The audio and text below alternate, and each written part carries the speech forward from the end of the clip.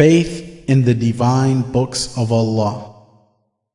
الحمد لله وصلى الله على نبينا محمد وعلى آله وصحبه وسلم وأشهد أن لا إله إلا الله وأشهد أن نبينا محمدا عبده ورسوله. The topic today inshallah will be about the faith in Allah's books. Our faith in the books means four things. First, to have faith that they have been sent from Allah subhanahu wa ta'ala. They have been spoken by Allah actually. Allah spoke the Torah just like He spoke the Injil, just like He spoke the Quran. And Ahlul Sunnah wal Jama'ah believe that the speech of Allah subhanahu wa ta'ala is a true speech. It is letters, and it is by a voice from Allah subhanahu wa ta'ala. Jibreel heard it from Allah, the angel heard it from Allah subhanahu wa ta'ala, and he took it down to the messenger. And then we have to have faith in their names according to what have been mentioned in Quran, like the Torah, which was the book sent down to Messenger Musa alayhi salatu wassalam, the Injil, which is the Bible that was sent to Messenger Jesus, Isa alayhi salatu wassalam, and Zabur, which was sent to Dawood alayhi salatu wassalam, and Suhuf Ibrahim, which were sent to the Messenger Ibrahim alayhi salatu wassalam, and the Quran to Muhammad sallallahu alayhi wasallam, the final messenger of Allah.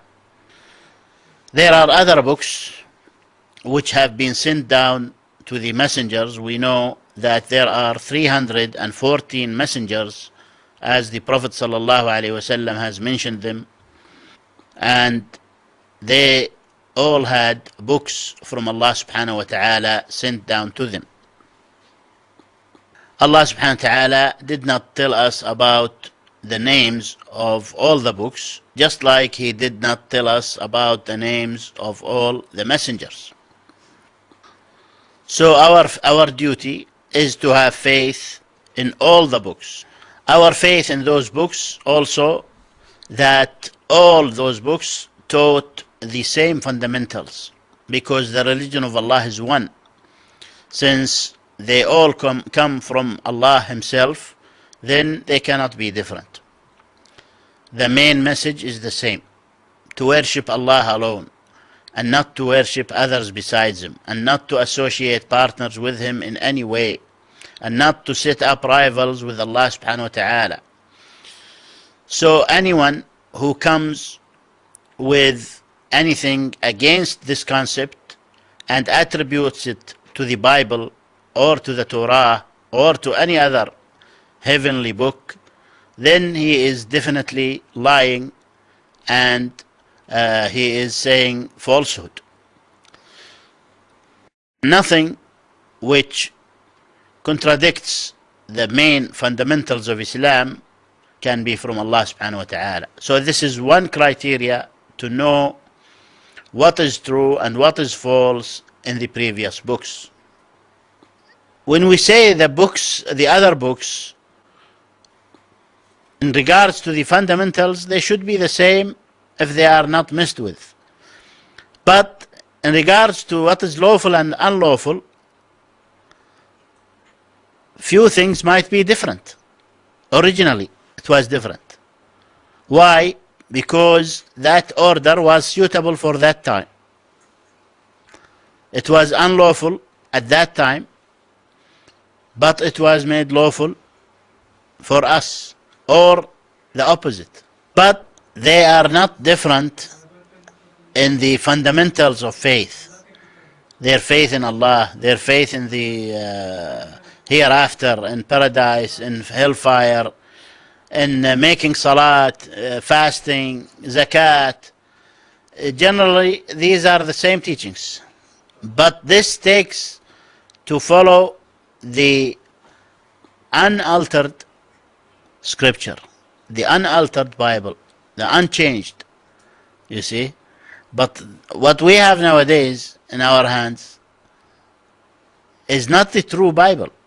Most of them are changed, you see. Allah subhanahu wa ta'ala says in Quran, He sent down the prophets giving glad tidings and warnings, and He sent down the books with them, with the truth. So all the books of Allah were sent down with the truth. There is no book of Allah which was sent down with any kind of falsehood. Therefore, we know that whatever we see in contemporary Bibles that does not match with Quran, then this is a deviation. The Jews, for example, have in their texts, in their changed texts, they have that the Prophet Sulaiman alayhi salatu wassalam worshipped idols. And if you go to the Old Testament, it says in Genesis, he, meaning Ismail alayhi salam, or Ishmael, he will be a wild donkey of a man. Look how an ugly of a deviation is this. To call a messenger of Allah, an honorable messenger of Allah like Ismail, the son of Ibrahim, to call him a donkey and to picture him in such an ugly way, this is great kufr in Islam. Any Muslim who dares to slander any prophet is a kafir. He is a rejecter of faith. He is in hellfire forever if he does not repent to Allah subhanahu wa ta'ala. Also, the Jews attributed to Lut alayhi salam that he drank until he became intoxicated or drunk. Then he committed fornication with his daughter. They also attributed fornication to Dawood alayhi salam. And based on that, Sulaiman was the son of a fornicator, as they claim. And the Christians also claim that all prophets, the Israelite prophets, were thieves. And this is in a testimony of Jesus regarding them. So these are just examples, few examples. Actually, if you go and see the contemporary Bibles, you will find so much deviation and so much alteration of the original texts. Jesus is called a lamb. He is a lamb. And many things like that you find in their books. The worst of those deviations, to say that Jesus was put on the cross, spit on, nailed with nails, and finally killed. This is the worst, because in this they claim that Jesus was shouting, saying, Eli, Eli, lima shabaktani. Oh my God, why have you forsaken me? How could Jesus say this? If indeed he was crucified, he would not think of God as someone who has forsaken him. This is a big contradictory statement. How could someone believe this and at the same time say he is Jesus, he is the Son of God? How could he be the Son of God or God and put on the cross like that and spit on and nailed and killed and all that? What kind of nonsense is this? But they believe in it. And as one priest told me once, we know that this is contradictory, but we have to believe in it. This is the way they go. But in Islam, alhamdulillah, the faith is easy, non-contradictory. Everything is in its place, which shows that Allah has protected Quran because it is the final message and the final book. The Quran, which is the final book of Allah subhanahu wa ta'ala, abrogates all the laws that have been sent in the books before Quran. In other words, we should believe that the Bible is the word of Allah subhanahu wa ta'ala. Therefore, it was the truth for that time. All of it, you see. all of it was the truth for that time for the people who were ordered to follow Jesus alayhi salam. Okay? But when Prophet Muhammad sallallahu alaihi wasallam came, then anyone who was following that Bible would find in the Bible itself that he should follow Prophet Muhammad sallallahu alaihi wasallam. And he would find the description, exact description of Prophet Muhammad sallallahu alaihi wasallam, just like Hercules did. He found the description and he was about to become a Muslim, but since he was the ruler, the king, his priests threatened him. So he was fearful for his position. So he did not become a Muslim, you see. While his friend in Amuriya, another priest, was only a regular priest. He was not a king, he was a poor man. He became a Muslim and he was killed at that time. Okay? So our duty towards the books that exist nowadays, the Bible and other books, that they are mostly changed, not the original books. Okay? But if someone brings us an original Bible, we respect it. But we don't follow what's in it because we have Quran. We don't need to look into it because we have Quran and we have Sunnah. This is the final message and it abrogates everything. That's why the Prophet ﷺ got very angry at Umar radiallahu anhu when Umar once came with the Torah and he wanted to show the Prophet ﷺ something in Torah which Umar thought that we have in Quran or something like this. So while he was reciting, the Prophet was getting angry. And Umar was not paying attention to the face of the Prophet ﷺ when he was getting angry. But when Umar paid attention and he saw the Prophet angry, he stopped immediately and he became very fearful. And he came down on his knees, fearing that Allah might punish him because of the anger of the Messenger ﷺ.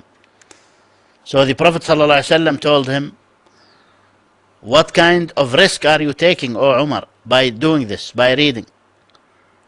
You don't do this. If Musa was alive now, he would have no other way but to follow me." You see? And he would leave the Torah which was revealed to him by Allah and he would follow Muhammad sallallahu alayhi wasallam. If you want to call Christians to Islam, it's okay to know the contradictions in the Bible and things like that, which will help you to call them to Islam. Okay? That's okay.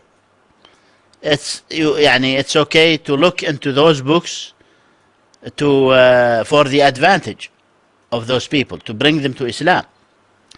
The Prophet ﷺ, although he got angry with what Umar did, he also said, this is in Sahih al-Bukhari, he said, حدثوا عن بني إسرائيل ولا حرج. Narrate that which you receive from Banu Israel, the Jews, and there is no problem in that. Okay? So there are things you can narrate. You can, like for example, the details of stories which are mentioned in those books, but not mentioned in the Quran. Those details, as long as they do not contradict Quran and Sunnah, it's okay to accept them. You see, it's okay to accept them. We have even some companions who used to go and ask rabbis and priests about those details. What's in their books regarding them? Okay. Even some companions were doing this. We have students of companions who were doing this.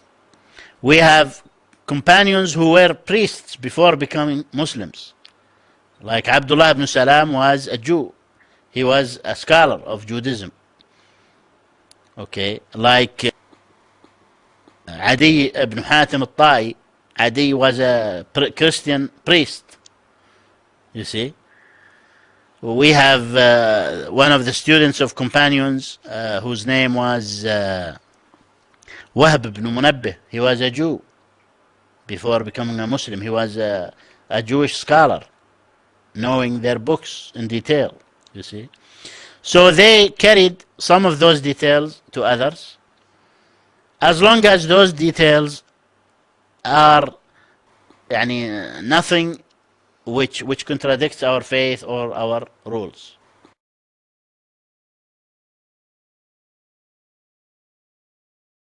Preservation of the Quran. Allah subhanahu wa ta'ala did not preserve or promise to preserve the other books, but He promised to preserve Quran.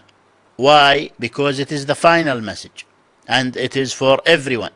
Therefore Allah has promised to preserve it. Allah subhanahu wa ta'ala says in Quran, إِنَّا نَحْنُ نَزَّلْنَا الذِّكْرَ وَإِنَّا لَهُ لَحَافِظُونَ. We have revealed, or we have sent down the revelation, and we will protect it or preserve it or guard it.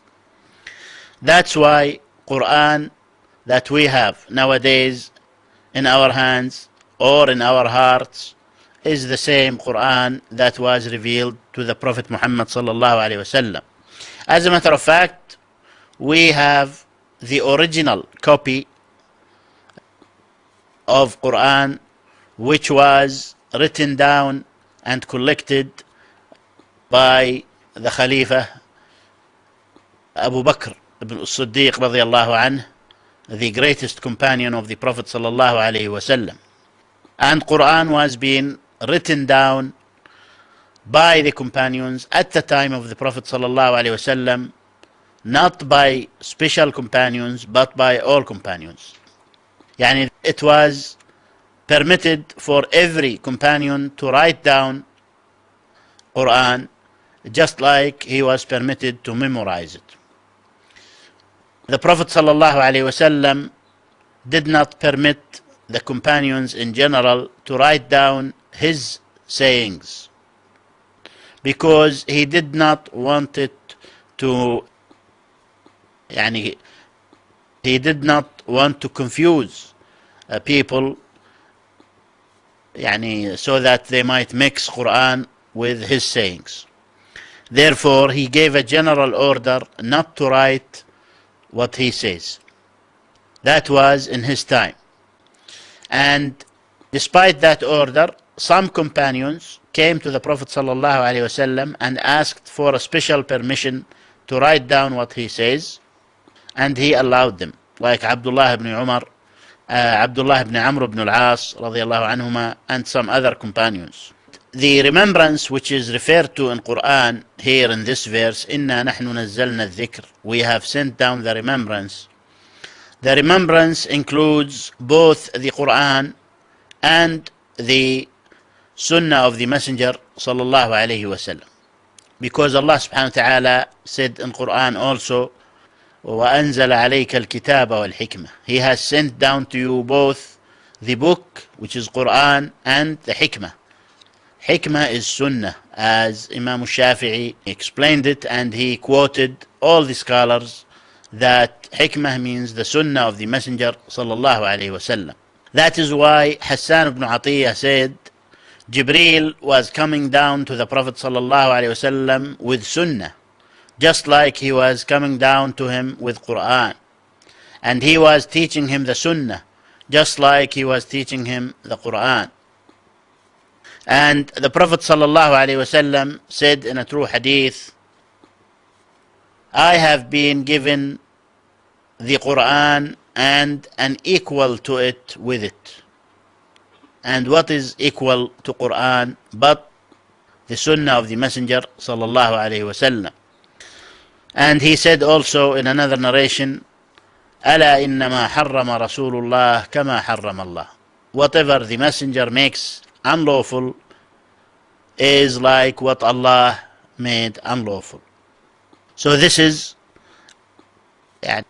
very clear to show that Sunnah is part of the revelation from Allah subhanahu wa ta'ala, And Allah subhanahu wa ta'ala said it very clearly in Quran about what the messenger says, ما ينطق عن الهوى إن هو إلا وحي يوحى. That he, meaning Muhammad sallallahu alayhi wasallam, does not speak of his own. It is nothing but a revelation from Allah subhanahu wa ta'ala. Even when the Prophet sallallahu alayhi wasallam was angry during one of his speeches, he was speaking with anger. So one companion hesitated to write down what he was saying. And he asked the messenger, should I write down what you just said when you were angry? The Prophet ﷺ said, write down, by Allah, nothing comes out of this mouth but the truth. So this is what the Book of Allah means. What is also very important in regards to the Book of Allah, the Quran, is the tafsir or the explanation of Quran. The way of Ahl Sunnah wal Jama'ah is first that we explain Quran by Quran itself. Because Allah subhanahu wa ta'ala said in Quran, describing his book, saying, Kitaban mutashabihan mathani. Mutashabih here does not mean mutashabih in other verses. No. Mutashabih here means similar. So also the word mathani